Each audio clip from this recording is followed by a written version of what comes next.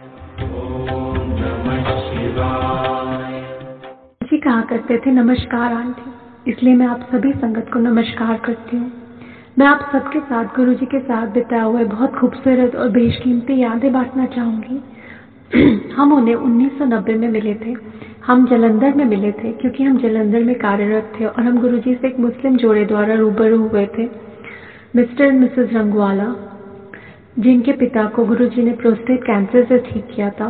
वो मुझे बहुत कहती थी कि गुरुजी से चल के मिलिए, पर मैं उन्हें कह देती थी कि मेरी इसमें बिल्कुल दिलचस्पी नहीं। फिर वो कहती थी कि वो आपको आपका अतीत, वर्तमान, भविष्य सब बता देंगे, इसलिए आपको ज़रूर ही गुरुजी से मिलना चाहिए।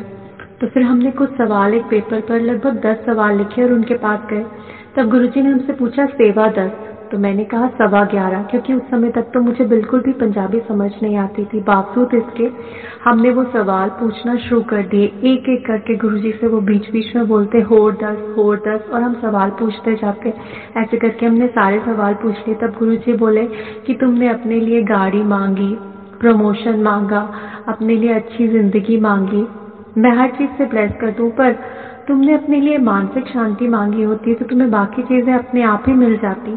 फिर वो बोले आंटी आप ही रहना। तो मैंने मंदिर गुरुजी के पास जाना शुरू कर दिया। फिर एक दिन वो बोले आंटी कढ़ी चावल बनाओ और गुरुजी को बुलाओ, और मुझे बिल्कुल नहीं पता था कढ़ी चावल कैसे बनाते हैं और कैसे गुरुजी का स्वागत करते हैं। पर बाकी आंटियां बोलने लगी कि कितनी किस्मत वाली हो आप, गुरुजी ने आपको चुना। हम तो बेसब्री से इंतजार करें कि कब गुरुजी हमें हुक्म करे और हमारे घर आए। फिर जब मेरे भाभी भैया और अंकल बाहर से आए तो मेरी भाभी बोली कोई बात नहीं, लंगर प्रसाद मैं बना लूंगी, बाकी चीजें आप संभाल लेना। अब गुरुजी आए तो बहुत सारी गाड़ियों में बहुत सारी संगत के साथ मैं रसोई में गई और देखा कि हमने तो उस हिसाब से बहुत थोड़ा सा लंगर बनाया जो किसी हाल में उस संगत को पूरा नहीं पड़ सकता। फिर भी मैंने बोला कि सब लेडीज बिल्कुल बाद में खाएंगी, पहले गुरुजी और सारे जेंट्स खाएंगे, फिर बच्चे खाएंगे, और अगर बचता है तो हम लेडीज खा लेंगे। पर मेरे आश्चर्य की सीमा नहीं रही, क्योंकि लंगर प्रसाद कम तो हुआ नहीं बल्कि चौगुना होता गया। उस दिन मैंने गुरुजी का सबसे पहला चमत्कार देखा, जहाँ 4 गुना हो रहा था लंगर प्रसाद। इससे मुझे बहुत प्रोत्साहन मिला।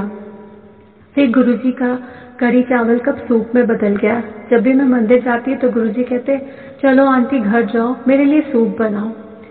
कभी उनके लिए स्वीट कॉर्न सूप, कभी जौ का सूप, कभी खूब सारी सब्जियों का, कभी बादाम का, और बोलते सूप ऐसा बनाओ कि सीसी निकले सबकी, नमक मिर्च अच्छे से डालो, जब तक सीसी ना निकले तब तक मज़ा नहीं आता। और वो सूप का बोल अपने मुंह तक लाते, सिर झुकाकर आखिरी बूंद तक पीते। इतना पसंद था उनको सूप। एक दिन वो अचानक घर आ गए। मैं और मेरा बेटा तो उनके आगे पीछे घूमने लगे, गुरुजी आपको सूप चाहिए, गुरुजी आपको चाय चाहिए, क्योंकि उनका आना बहुत बड़ी बात थी हमारे लिए। तब गुरुजी बोले कि तुम दोनों माँ बेटे अंधे हो, मैं अपना असली रूप दिखा रहा हूँ महाशिव का, और तुम दोनों सूप चाहिए चाय चाहिए कर रहे हो। उस दिन हमने उनका असली रूप देखा, भगवान शिव का। फिर आगे की बात है, हमारी फैमिली बाहर से आई हुई थी और हम सबको वैष्णो देवी जाना था, तो हमने एक बहुत बड़ा प्रोग्राम बनाया। दूसरे दिन मैं गुरुजी को बताने गई हमारे प्रोग्राम के बारे में, तो उन्होंने कहा बिल्कुल नहीं जाना। मैंने कहा क्यों? जब तक वो बोले कि महाशिव तुम्हारे सामने बैठा है, सारे मेरे कोल ही हैं, महाशिव यहाँ बैठा है, कहीं जाने की ज़रूरत नहीं है। पर मैंने उनकी आज्ञा नहीं मानी और हम दूसरे दिन बहुत सुबह निकल गए। वहाँ से आने के बाद मुझे सांस लेने में बहुत तकलीफ होने लगी। मैं गुरुजी के पास गई तो गुरुजी मुझसे बहुत नाराज थे। फिर उन्होंने मेरे बेटे को बोला 20 रुपए का पान का पत्ता लेके आओ, और उन्होंने मेरे ऊपर रख दिया। फिर वो बोले जाओ और उन्हीं से कल्याण करवाओ जहाँ से तुम गए आई हो, मेरे पास क्यों आई हो? तुम्हें जाते वहाँ दो, वहाँ हो और कल्याण करवाने मुझसे आते हो। खैर फिर मुझे गुरुजी के पास ही आराम मिला। फिर मैं कभी कहीं नहीं गई इलावा गुरुजी के मंदिर के, उनके सत्संग के, क्योंकि उस दिन मैंने गुरुजी में महाशिव को ही देखा, वैसा ही रौद्र रूप। वो मुझे अनदेखा कर रहे थे, मेरी बात नहीं सुन रहे थे, क्योंकि मैंने अवज्ञा की थी। फिर कहीं जाने की इच्छा नहीं बची, कहीं भी नहीं, सिवाय गुरुजी के मंदिर के। हम क्रिश्चियन हैं तो चर्च तो जाते ही हैं। फिर गुरुजी के मंदिर जाने लगे। अंकल, बच्चे और मैं जाते तो उनके लिए गुलदस्ता लेके। फिर गुरुजी कहते आंटी चर्च नहीं गई, अंकल लेके नहीं गया। तब मैं बोलती गुरुजी आप ही मेरी चर्च हो, बस आप में ही मैं विश्वास रखती हूँ। फिर वो कुछ कपल्स को मंदिर में से बुलाया, कार में बिठाया और बोले कि मरले मरले आओ, यानी मेरे पीछे पीछे आओ। और हम जालंधर कैंट के सबसे सुंदर चर्च ले गए और बिल्कुल सामने बैठ गए चर्च में, और उनकी सारी संगत उनके पीछे। वो इतने शक्तिशाली महाशिव, पर उन्होंने चर्च आना भी स्वीकारा अपनी संगत को मात्र खुशी देने के लिए। ये उनकी कितनी बड़ी महानता है, इसका अंदाजा भी नहीं लगाया जा सकता। और मैंने गुरुजी को कितनी बार देखा दिव्य प्रसाद बांटते, इतनी बार कि गिना नहीं जा सकता, पता नहीं कहाँ से आ जाता था। बस एक मुझे बहुत अच्छे से याद है, उन्होंने मुझे बहुत प्यार से एक साड़ी दी थी दिव्य प्रसाद के रूप में निकाल के, और बोले कि आंटी इसको अपनी अलमारी में संभाल के रखो ऊंची जगह पर और किसी को मत बताओ।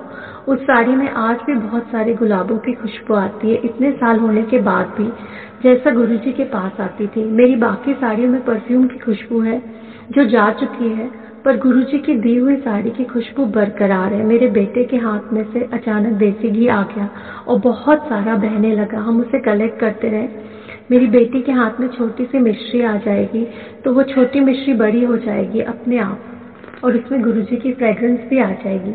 एक दिन उन्होंने गुलाब की पंखुड़ियों की वर्षा करी और 31 की रात को, और जिन दो संगत को दी वो थी सरिता मरकान आंटी और अंकल डॉक्टर चहल। अचानक से गुरुजी अपनी सीट से उठे और अंकल के सर पर हाथ रखते हुए पंखुड़ियों की बारिश कर दी, और फिर आगे बढ़े तो उन आंटी के सिर पर हाथ रखते हुए उनके ऊपर पंखुड़ियों की बारिश की। वो इतना खूबसूरत था। फिर बोलते, आंटी तुम सिर्फ गुरुवार और रविवार को आया करो। ये सत्संग मेरे दिल के बहुत करीब है, क्योंकि गुरुजी में इतना चुंबकीय आकर्षण था कि भागते थे सब वो सबसे, पर सब उनकी संगत उनका पीछा नहीं छोड़ती। फिर बोलते, चलो जदों मर्जी है तब आओ। फिर हम कभी भी किसी भी दिन चले जाते। जालंधर में इतना रश नहीं था जितना दिल्ली में होता था। फिर एक दफा बोलते, आंटी अंकल आपको कुछ डोनेशन देनी है बड़े मंदिर के लिए। एक अमाउंट बताया उन्होंने। लाके मुझे दो। मेरे अंकल आर्म्ड फोर्स में थे, उनके पास इतना अमाउंट नहीं था। हमारी आपस में बहस भी हो गई। फिर हम मंदिर जाते तो गुरुजी फिर बोलते, आंटी पैसा लाए, तो हमें बड़ी शर्म आ जाती और मैं कहती अंकल से कि कुछ भी करो, एफडी तुड़वाओ, कैसे भी करो, पर मैं गुरुजी के पास अब मंदिर नहीं जाऊंगी बिना पैसे लिए। फिर अंकल ने कैसे भी करके पैसे लिए। फिर हम मंदिर गए तो गुरुजी बोले, आंटी पैसा ले आई? तो हमने बोला हाँ। तो गुरुजी ने हमें अपने विश्राम गृह में लेके गए, और जब हमने उन्हें पैसा दिया, अपने बैग में से निकाला, तो उन्होंने पैसा लिया और नमस्कार की अवस्था में अपने सर पर लगा लिया। हमें वापस करते हुए बोले कि तुम दोनों अपनी श्रद्धा के टेस्ट में पास हो गए। मैं तुम्हारी परीक्षा ले रहा था, तुम्हें नींबू की तरह निचोड़ रहा था, ये देखने कि तुम लोग रहते हो कि भाग जाते हो। तुम दोनों अपनी इस परीक्षा में पास हो गए। अब इस पैसे को लेकर हैदराबाद जाओ और एक छोटा सा प्लॉट ले लो। हमने वैसा ही किया। ये गुरुजी के तरीके हैं हमें आजमाने के, जिससे हम अनजान होते हैं, पर हमें सजग रहना चाहिए कि कब हमारी परीक्षा हो जाए। मेरे घुटने में बहुत दर्द रहता था, कोई दवाई काम नहीं आती थी। फिर एक दिन मेरे घुटने में इतना दर्द हुआ, मैं पूरी रात दर्द से तड़पी और फिर दिन में सो रही थी। इतने में गुरुजी आ गए और घर आके बोलते, आंटी किधर है? तब बताया कि वो सो रही है, रात भर दर्द के कारण जागी थी। तो वे बोले, रसोई में से एक चम्मचा लाओ। वो चमचा में देख के कुछ मंत्र बोलते थे, ओम नमो, मुझे ठीक से याद नहीं, पर कुछ बोल के वो जहां दर्द होता था वहां लगाते थे, अपना सिर हिलाते हुए। फिर बोले, उठो आंटी। मुझे प्यार से पीठ पे थपथपाते हुए बोले, जाओ अभी चाय बनाओ, ऐश करो, ठीक कर देता। बाद में पूछते कि अभी दर्द कैसा है। कुछ दिनों बाद, तुम्हारा चीची घुटे मतलब घुटना। मैंने कहा थोड़ा दर्द है। फिर बोले कि 10% रखना, नहीं तो तू भाग जाएगी। फिर मैं चलती भागती घूमती रहती थी, पर अभी कुछ बढ़ गया है दर्द, पर कोई बात नहीं, इतना तो मुझे सहना है। 10% बोले हैं गुरुजी तो मैं मैनेज कर लूंगी। जब मेरे अंकल गुरुजी से पहली बार मिले तो गुरुजी ने पान के पत्तों से इलाज करते थे। मेरे बेटे को बोला कि 20 रुपए का पान का पत्ता लाओ, और बोले चलो अंकल आओ। कुछ मंत्र बोले, सिर हिलाया और उनके पेट के बीच में रख दिया। फिर बाकी संगत से मिलने चले गए।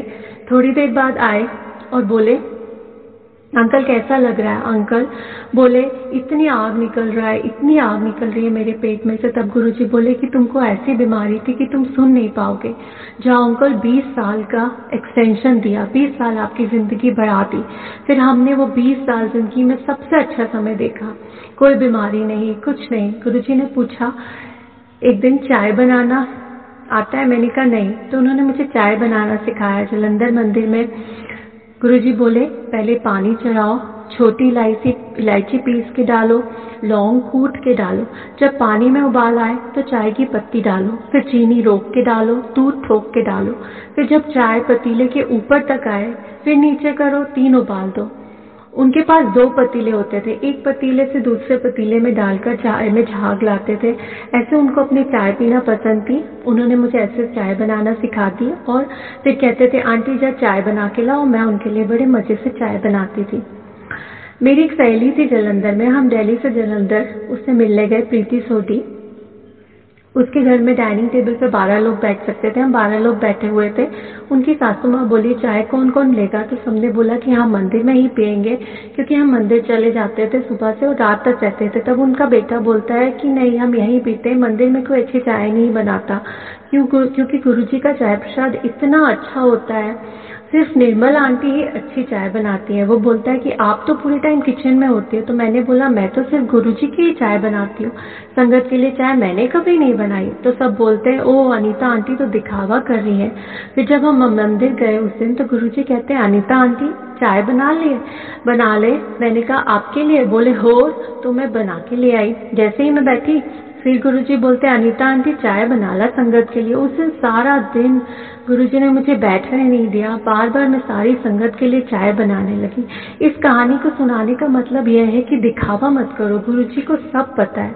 गुरुजी का मतलब था कि संगत के लिए कभी चाय वही बनाती तो आज सारा नहीं बनाती तो आज सारा दिन ये चाय बनाएगी। कभी भी अपने आप को बड़ा मत समझो, गुरुजी ने उस दिन मुझे सिखा दिया। एक और चीज बोलने की, अपने आप को निर्मोही करो। वो बोलते थे अपने आप को निर्मोही करो, भौतिक चीजों से दूर रखो अपने आप को। अंकल और बच्चे से थोड़ा निर्मोही होकर रहो। पर मैं कहती हूँ ऐसा कैसे करो? अपने ही हस्बैंड और बच्चों से दूर अपने आप को, क्योंकि गुरुजी भविष्य देख रहे थे। एक बार घर आए तो मेरा एक्वेरियम बोले अब फौजी सेवादार से मानसिंह से बोले इसको उठा ले। फिर दूसरी बार आए तो मेरा शैंडलियर लैम्प बोला उठा के इसको मंदिर में रखवा दे, मेरे बेड के कवर्स मंदिर पहुंचा दे, मेरे फेवरेट पौधे बोलते हैं सब मंदिर पहुंचा दे। मतलब जो भी जिस सबसे मैं जुड़ी हुई थी वो मुझे बहुत अच्छा लगता था, सबसे मुझे निर्मोही कर रहे थे। फिर मुझे बाद में समझ आया कि गुरुजी भविष्य देख रहे थे कि मेरे हस्बैंड 20 साल बाद जाने वाले थे। फिर मेरे बच्चे बाहर चले गए, बेटे की शादी होगी, बेटा कनाडा सेटल हो गया। मैं एक छोटी सी जगह पर गुरुजी की पसंद की बिल्डिंग सत्सरी में, जहाँ गुरुजी के सारे फॉलोअर्स रहते हैं, ज्यादा से ज्यादा संगत रहती है, गुरुजी ने मुझे वहां पहुंचवा दिया। उस समय जो मैं भौतिक चीजों से जुड़ी होती तो शायद मैं वहां नहीं रह पाती। उन्होंने मुझे सिखाया कि सादा जीवन ही सर्वोत्तम है। फिर बोलते हैं आंटी पासपोर्ट बनवा ले। मैं कहती गुरुजी मैंने कहीं नहीं जाना इंडिया छोड़ के। तो वो बोले मैं बनवा दूं? तो मैंने कहा नहीं कोई बात नहीं। फिर हमने पासपोर्ट मिलके बनाया। फिर समझ में आया कि मेरी बेटी हांगकांग में काम करती है, फ्लाइट अटेंडेंट है। हमने फिर सारी दुनिया घूमी क्योंकि गुरुजी ने हमारा पासपोर्ट तो बनवा ही दिया था। वो हमारी रसोई में आते और सबको बाहर निकाल देते और सेवादारों से बोलते चलो हम मटर आलू बनाते हैं, सारी आंटियां आराम करेंगी, इसको पीसो उसको कूटो। और कहते आंटी सिर्फ एक चीज बनाया कर, बहुत चीजें बनाने की जरूरत नहीं, एक चीज और रोटी। और फिर लंगर खा के मानसिंह से बोलते चलो साइकिल निकालो। और कैंट एरिया हमारा गार्डन एरिया बहुत बड़ा था, उसमें वो एक आम आदमी की तरह, महापुरुष होते हुए भी, भगवान होते हुए भी आम आदमी की तरह कुछ महसूस करना चाहते होंगे तो साइकिल चलाने लगते थे खुले आसमान के नीचे। फिर मेरे बेटे से कहते चल स्कूटर निकाल और उसमें बैठ जाते, उनका चोला उड़ता और ऐसे वो मंदिर चले जाते और कहते हौले चला रिक्की हौले चला। सत्संग तो बहुत सारे हैं मेरे पास। मेरे कहने का मतलब है गुरुजी मेरे दोस्त हैं, मेरे गुरु, मेरे सबसे अच्छे साथी जिन्होंने मुझे रोते भी देखा, हंसते भी देखा। मैं उनका कितना शुक्राना करूँ कम है, जिंदगी उनके बिना अधूरी है, बस हर पल उनका शुक्राना है। जय गुरुजी।